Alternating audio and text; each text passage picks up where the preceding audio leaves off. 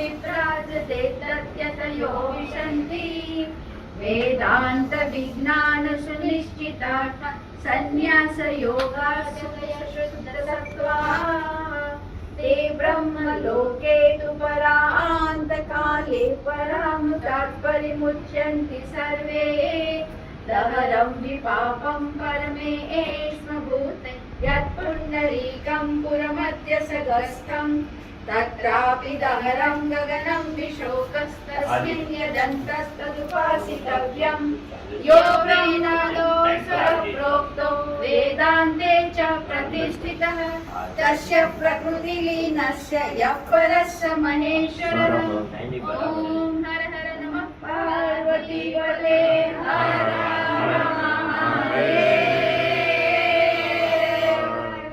अय्युन्तः प्रविश्य मम वाचमिमां प्रसुप्ताम् सञ्जीवयत्यखिलशक्तिधरस्वधाम्ना अन्यांश्च हस्तचरणश्रवणत्वगादीन् प्राणान्नमो भगवते पुरुषाय तुभ्यम् मनसः काममाकूतिं वाचः सत्यमशीमहि पशूनां रूपमन्नस्य मयि श्रीश्रयतां यशः। ॐ शान्ति शान्ति शान्तिः। आत्मीय स्वजन પ્રિય મોંશુભાઈ અને કલ્પનાબેન, જરીવાલા પરિવાર અને સ્નેહીજનો, પિયુષભાઈએ આવતી વખતે ગાડીમાં થોડો પરિચય આપ્યો, પણ જે રીતે આપ સૌએ સ્વાગત કર્યું અને જે મંત્રોચ્ચાર સાથે, મને લાગે છે કે નિત્ય સત્સંગમાં રંગાયેલા છો, નહીંતર આ થાય નહીં. નિત્ય અધ્યયન ન હોય તો આ રીતનું સ્વાગત, ઉત્સાહ બધાને હોય, શ્રદ્ધા બધાને હોય, પણ જે આટલા સ્પષ્ટ ઉચ્ચારમાં મંત્રોચ્ચાર સાથે થયું. નાનકડી એક વાત કરીએ કે આ સત્સંગ શું કરે છે. ઘણા લોકો પ્રશ્ન પૂછે આજના યુગમાં કે શા માટે જરૂર છે આ બધા જૂના ગ્રંથોનું અધ્યયન કરવાની? Isn't it outdated? 5000 વર્ષ પહેલાના ગ્રંથો, 9000 વર્ષ પહેલાના વેદો, ઉપનિષદો અને એ બધાનું, આ તો 21st સેન્ચુરીમાં આપણે આવી ગયા. આ બધાની જરૂર શું છે? જરૂર છે ભર્તૃહરિએ, મોંશુભાઈ, એક સરસ મજાના શ્લોકમાં સત્સંગનો મહિમા સમજાવ્યો છે. પહેલા શ્લોક કહું અને પછી ટૂંકમાં એનો અર્થ સમજાવું. જાડ્યંધિયો હરતિ સિંચતિ વાચિ સત્યમ માનોન્નતિન્દિશતિ પાપમપાકરોતિ ચેતઃ પ્રસાદયતિ દિક્ષુ તનોતિ કીર્તિમ સત્સંગતિઃ કથય કિન્ન કરોતિ પુંસામ. નીતિ શતકનો આ શ્લોક છે. સત્સંગ આવશ્યક છે, જેમ શરીરને માટે રોજ સ્નાન આવશ્યક છે, સ્વાસ્થ્ય ચામડીનું જળવાય એટલા માટે રોજ સ્વચ્છ વસ્ત્ર પણ આવશ્યક છે, એવી રીતે મનનું સ્નાન, મનના શુદ્ધિકરણ માટે, મનને તાજું રાખવા માટે, બુદ્ધિના વિકાસને માટે સત્સંગ આવશ્યક છે. આજથી 50 વર્ષ પહેલા લોકોને હજી પણ કંઈક પુસ્તક વાંચવાનો શોખ હતો, પણ હવે જે જનરેશન આવે છે ને, તમે આમ બુક બતાવો તો લાલ કપડું જોઈને આખલો ભડકે ને એમ બુક જોઈને ભડકે. એને બધું ઓનલાઈન જોઈએ છે.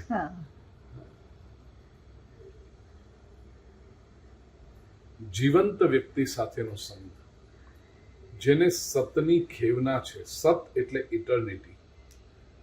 સત એટલે સાચું. એ તો બહુ મર્યાદિત અર્થ છે, પણ સતને સાચું પણ શા માટે કહ્યું? કારણ કે એ ઇટર્નલ છે, શાશ્વત છે. આ સંસારમાં જે સત છે એ જ ટકે છે, અસત છે કદી ટકતું નથી. ભગવદ્ ગીતાના બીજા અધ્યાયમાં ભગવાન શ્રી કૃષ્ણ પણ કહે છે, ના સતો વિદ્યતે ભાવો, ના ભાવો વિદ્યતે સતઃ, ભયોરપી દ્રષ્ટોંતસ્ત્વનયોસ્તત્વદર્શિભિ. સત હંમેશા છે જ, એ ક્યારે ન હોય એવું થઈ શકતું નથી. અને અસત ક્યારે હતું જ નહીં, થોડી ક્ષણો માટે ભાસે છે, એક ભ્રમ થાય છે, ભ્રાંતિ થાય છે કે આ છે, પણ વસ્તુતઃ એ કદી હોતું નથી. ભર્તૃહરિ પર પાછા આવીએ, એ સત્સંગથી શું થાય? પહેલું તો કહ્યું, જાડ્યમ ધિયો હરતી, બુદ્ધિની જડતાને દૂર કરે છે. બુદ્ધિની જડતા એટલે કઈ? સ્ટેગ્નન્સી ઓફ માઇન્ડ. વેસ્ટર્ન વર્લ્ડમાં રિસર્ચ થયું કે માણસની બુદ્ધિનો વિકાસ કેવી રીતે થાય છે અને ક્યાં સુધી થાય છે. ખાસ કરીને સેકન્ડ વર્લ્ડ વોરમાં જે સૈનિકો અમેરિકાની બહાર જઈ રહ્યા હતા, એ લોકોનો એક સર્વે કરવામાં આવ્યો. એમને ક્વેશ્ચન રાખવામાં આવતું, એને કે આના જવાબો આપો ને, એના પરથી લોકોએ સંશોધન કર્યું. નિષ્કર્ષ એ આવ્યો કે માણસની બુદ્ધિ 14 વર્ષની ઉંમર સુધી વિકસિત થાય છે અને પછી એનો વિકાસ અટકી જાય છે. 14 વર્ષની ઉંમર સુધીમાં જે બુદ્ધિનો વિકાસ થયો હોય, એના પરમ્યુટેશન કોમ્બિનેશનથી એ બાકીનું આખું જીવન વિતાવે છે. મોડર્ન સાયકોલોજી કહે છે કે 14 વર્ષે બુદ્ધિનો વિકાસ અટકી જાય. આપણા લોકોએ થોડુંક 2 વર્ષનું ડિસ્કાઉન્ટ આપ્યું હતું. ગુજરાતીમાં એવું કહ્યું, 16 સાન અને 20 વાન, જે આવવાનો હોય આવી જાય. એટલે એ પછી બુદ્ધિનો વિકાસ થતો નથી. થતો એનો અર્થ શું થયો કે બુદ્ધિ સ્ટેગ્નન્ટ થઈ જાય છે. માણસને એમ લાગે કે મને બધી ખબર પડવા માંડી, અને એ મને જે ખબર પડવા માંડી, પોતાની પાસે જે અમુક માહિતી છે એનાથી જ એ આખી જિંદગી ચલાવતો હોય છે. બસ બુદ્ધિની સૌથી મોટામાં મોટી જો આપણે નુકસાન કરતા હોઈએ તો એ છે કે એને સ્ટેગ્નન્ટ બનાવી દે. જેમ પાણી, આ તાપી નદી વહેતી છે તો એ શુદ્ધ હોય, પણ કોઈ ખાબોચિયામાં બાજુમાં આવી ગયું તો પછી એ સડો કરે, અંદર લીલ જામે ને સડો થઈને ખતમ થઈ જાય. એવી રીતે બુદ્ધિ પણ જ્યારે સ્ટેગ્નન્ટ થઈ જાય, બુદ્ધિ કોઈ નવા વિચારોને સ્વીકારવા તૈયાર ન થાય. લશ્કરીમાં હું ઘણી વખત કહું ને, બધા MBA, મને બધું આવડે, એટલે મને જે આવડે છે એ સાચું, મને જે ખબર છે એ સાચું. બીજા કોઈની વાત સાંભળતી વખતે પણ એ પોતે સ્વીકારવા તૈયાર ના હોય. પોતાનું જે મનમાં લિસ્ટ તૈયાર લઈને બેઠા હોય, પોતાને અનુકૂળ આવે, હા આ બરાબર કહ્યું, હા આ બરાબર કહ્યું, ટીક માર્ક કરે, અને પોતાની ધારણાથી કંઈક વિરુદ્ધ ન હોય, નહીં આમ કેમ કહ્યું હશે ને આ બરાબર નથી. એટલે અલ્ટિમેટલી એ શ્રોતા તરીકે નથી બેસતા, પરીક્ષક તરીકે બેસે છે, એક્ઝામિનર તરીકે બેસે. પરિણામ શું થયું કે 1 કલાકનું, 2 કલાકનું, 5 કલાકનું પ્રવચન સાંભળે અને અલ્ટિમેટલી પોતાને જે આવડતું હતું એટલું ટીક કરીને જાય. નવું કયું હોય તો ચોકડી મારી દે કે આ તો આપણામાં છે નહીં, સિલેબસ બહારની વસ્તુ છે. આ બુદ્ધિની જડતા છે. વેદના ઋષિઓએ ભદ્ર સૂક્તમાં સૌથી પહેલી માગણી એ કરી છે, આનો ભદ્રાહ ક્રતવો યંતુ વિશ્વતઃ, let the noble thoughts come to us from all directions. સારા વિચારો દરેક જગ્યાએથી આવે, પ્રત્યેક. આના માટે આપણી બુદ્ધિ ખુલ્લી રહેવી જોઈએ, એના એન્ટેના શાર્પ રહેવા જોઈએ. સત્સંગ કરવાથી આ પહેલું કામ થાય છે. બુદ્ધિની જડતા, સ્ટેગ્નન્સી ઓફ ઇન્ટેલેક્ટ દૂર થાય છે. કંઈક નવો વિચાર પામીએ, એ નવો વિચાર પામેલી નવો વિચાર આપણામાં બીજનું કામ કરે. એ બીજ સમય જતા ઉગે અને એમાં ફૂલ ફળ એટલા સુંદર આવે. માણસ સતત વિકાસશીલ રહે છે. આ સત્સંગનું પરિણામ છે. બીજું, જાડ્યમ ધિયો હરતી સિંચતી વાચી સત્યમ. સત્સંગને કારણે વાણીમાં સત્યનો સંચાર થાય છે. એક વાત તમે હંમેશા જોજો, આપણે પોતે જોયું હશે, બીજો માણસ ખોટું કરતા વખતે વિચાર નહીં કરે લાંબો, પણ જે સત્સંગી છે, જેને સારા વિચારો રોજ પ્રાપ્ત થાય છે શાસ્ત્રમાંથી, સંત પાસેથી, મહાપુરુષો પાસેથી, એ કંઈ પણ ખોટું કરવાનું આવશે ને તો એક વખત એનું અંદરથી હૃદય કહેશે કે મારે આ ન કરવું જોઈએ. પછી એ અંતરનાદને કેટલો સાંભળે છે, એને અનુસરે છે કે નહીં બીજા નંબરની વાત છે, પણ અંદરથી એક સ્વર ચોક્કસ આવી જશે, મારે આ ન કરવું જોઈએ. અને એ ન કરી પછી એટલો સેન્સિટિવ થતો જાય કે ધીરે ધીરે એના જીવનમાંથી અસત્ય ઓછું થતું જાય. એની વાણીમાં સત્યનો સંચાર થાય છે. એ જે કહેશે તે સાચું કહેશે, જે કહેશે તે બીજાના માટે કલ્યાણકારી કહેશે. સિંચતી વાચી સત્યમાં, સત્યમનું પણ કહું તમને, ઇંગ્લિશમાં 2 શબ્દો છે, ફેક્ટ અને રિયાલિટી. સંસ્કૃતમાં પણ છે તથ્ય અને સત્ય. અદાલતોને તથ્ય સાથે સંબંધ છે, અધ્યાત્મમાં સત્યનો મહિમા છે. કેવળ જે ઘટના બની ગઈ એ કહેવી એને તથ્ય કહેવાય. અને જેનાથી બોલનાર અને સાંભળનાર બંનેનું કલ્યાણ થાય એને સત્ય કહેવાય. દાખલા તરીકે તમારો પાડોશી દુર્ગુણી છે, વ્યસની છે, ભ્રષ્ટાચારી છે, વ્યભિચારી છે, તમે નજરે આ બધું જોયું છે, તમારી પાસે પુરાવા છે. આ થયું તથ્ય. હવે આ વાત તમે રોજના 10 જણને પકડીને 15 મિનિટ સુધી સંભળાવો કે જો મારો પાડોશી ખરાબ છે, દુર્ગુણી છે, વ્યસની છે, દુરાચારી છે, ભ્રષ્ટાચારી છે, વ્યભિચારી છે. યુ આર સ્ટેટિંગ ફેક્ટ્સ, પણ એ તથ્ય છે. હવે એ બોલો એનાથી તમારું કે તમે જેને સંભળાવો છે શ્રોતાનું કલ્યાણ થાય છે, તો એને તથ્ય કહેવાય, સત્ય નહીં કહેવાય. જ્યારે સત્ય શું છે? અત્યારે આપણે જે બોલી રહ્યા છે ને સત્ય છે. એનું કારણ એ બોલનારથી વક્તા તરીકે મારું અને સાંભળનાર તમારું સૌનું કલ્યાણ થાય છે. આમાં લાગણી હેતુ જે છે એ કલ્યાણની ભાવના છે, તેથી એ સત્ય છે. આ અંતર આપણને સત્સંગ કરવાથી મનુષ્યની વાણીમાં સત્યનો સંચાર થાય છે. એ હંમેશા કલ્યાણકારી વાતો કરવા માંડશે. જાડ્યમ ધિયો હરતિ સિંચતિ વાચી સત્યમ માનોન્નતિમ દિશતિ. સત્સંગનો એક ત્રીજો લાભ છે, દિશાઓમાં માનની અભિવૃદ્ધિ થાય છે. લોકો તમારી તરફ રિસ્પેક્ટથી જોવા મળશે. ગમશે શું શરૂઆતમાં લોકોને? તમે કોઈકને ત્યાં જઈને ગોસિપિંગ કરો ને, પેલાના ઘરમાં આમ થાય છે ને, આ હસબન્ડ વાઈફ વચ્ચે આમ થયું ને, પેલાનું આમ થયું ને, શરૂઆતમાં લોકોને ગલગલિયા થશે, કાનને આ નિંદા રસ બહુ ગમે. પણ people will not value you. કારણ કે લોકો એમ સમજશે કે આજે આપણી પાસે આવીને બીજાની વાત કરે છે, તો બીજા પાસે જઈને આપણી વાત કરતા હશે કે નહીં કરતા હશે. People will not trust you.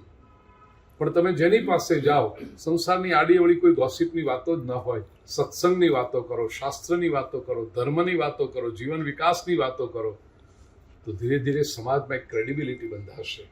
લોકો કહેશે કે આ ભાઈ કે આ બેન આવે ને એ હંમેશા સારી જ વાતો કરે છે. They will respect you. માનોન્નતિમ દિશતિ પાપમપા કરોતિ. જીવનમાંથી પાપને દૂર કરે છે. એનું કારણ આપણે જ આપણા વોચમેન બની જઈએ છીએ. કોઈ બીજો આપણને અટકાવવા વાળાની જરૂરત નહીં. આપણને જ અંદરથી અંદર આપણું કોન્શિયસ બાઇટ કરશે કે મારાથી આ ન કરાય. તો પાપમપા કરોતિ ચેત પ્રસાદયતિ. ચિત્ત પ્રસન્ન રહે છે. એક વસ્તુ આપણે બધાએ જોઈ છે, જે કેવળ સંસારની વાતોમાં ગૂંચવાયેલો રહે છે ને, એના ચહેરા પર એક જાતનો તણાવ, એક જાતનો સ્ટ્રેસ આવી જાય. એ લોકોની આઈબ્રો પણ તમે જોજો, 40, 50, 55, 60 થવા માંડે ને એટલે એની આઈબ્રો આમ થઈ જાય. દેખાય તમને? આવી થઈ જાય. એ લોકો આમ જ સમજો. અને કેવળ સંસારની વાતોમાં રસ છે. જ્યારે જે ભગવાનની વાતો કરતો હોય, સત્સંગ કરતો હોય, તે એનું ચિત્ત પ્રસન્ન રહેશે. એની આઈબ્રોઝ એકદમ રિલેક્સ રહેશે. he'll be happy with his own self. એકલા પણ તમે બેઠા હો અને આ ભગવાનના વિચારો આવે, કંઈક સારું વાંચ્યું હોય, સારો વિચાર પણ પ્રગટ થાય ને, ત્યારે અંદરથી કેવો આનંદ આવી જાય છે. એમ કવિને કોઈ નવી કવિતાની રચના કરે, કોઈ ચિત્રકારને કોઈ નવો કોન્સેપ્ટ આવે, કોઈ ગાયકને કોઈ નવો સૂર પ્રગટે અને એને કેવો આનંદ આવે. એવી રીતે સત્સંગ કરવાથી ચેત પ્રસાદ, ચિત્ત પ્રસન્ન રહે છે. સંસાર છે, કદાચ થોડાક બમ્પ આવે ને, સ્પીડ બ્રેકર આવે, એવું સંસારમાં થાય. કોઈ કદાચ ન ગમતું કંઈક બોલી દે, ન ગમતી પરિસ્થિતિ થાય, કોઈ વિપરીત. પણ જો સત્સંગ કર્યો હશે ને, તો આપણે તરત પાછા આપણી અંદર નિજાનંદમાં મગ્ન થઈ જઈશું. એ જે ટોલરન્સ પાવર છે એ સત્સંગને લીધે વધતો હોય છે. ચેત પ્રસાદયતિ દિક્ષુ તનોતિ કીર્તિમ. સત્સંગનો છેલ્લો લાભ, આમ તો ઘણા છે, પણ જે શ્લોકમાં કહ્યું છે કે દિશાઓમાં એની કીર્તિ વધે છે.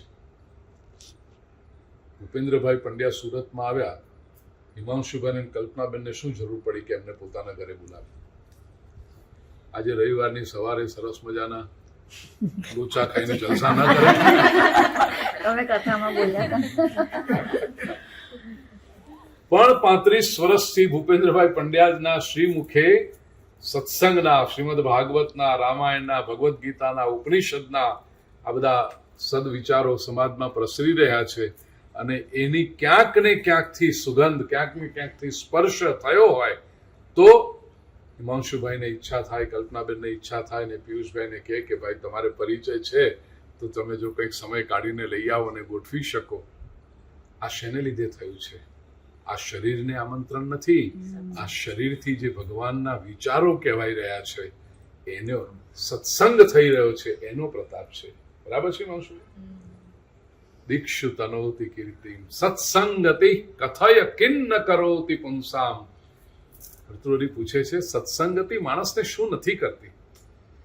તો નિરંતર સાવધાન રહી અને આત્માની ઉન્નતિ માટેનો પ્રયત્ન કરનાર આપ સૌ સત્સંગીઓ પર પરમાત્માની કૃપા વરસતી રહે, ચિત્તની પ્રસન્નતા વધતી રહે, ખૂબ વિકાસ થાય અને આપ સૌ બીજાના જીવનમાં આ પ્રસન્નતા પ્રગટાવવામાં નિમિત્ત બનો એવી ઈશ્વરના ચરણોમાં પ્રાર્થના કરી મારી વાણીને વિરામ આપું. શ્રી કૃષ્ણ કનૈયા કી જય.